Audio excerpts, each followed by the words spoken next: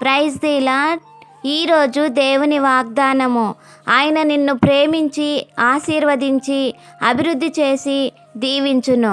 ద్వితీయోపదేశకాండము 7వ అధ్యాయము 13వ వచనము.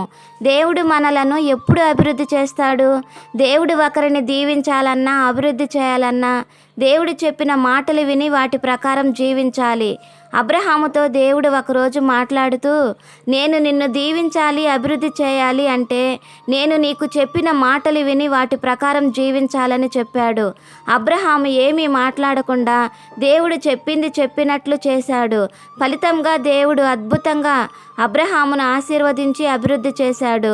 మనల్ని కూడా దేవుడు ప్రేమించి ఆశీర్వదించి అభివృద్ధి చేయాలంటే మనం కూడా మన దేవుని మాట శ్రద్ధగా విని దేవుడు మనకు ఆజ్ఞాపించుచున్న ఆయన ఆజ్ఞలన్నిటినీ అనుసరించి నడుచుకుందామా? అట్టి కృప ప్రభు మనందరికీ దయచేయునుగాక. ఆమెన్.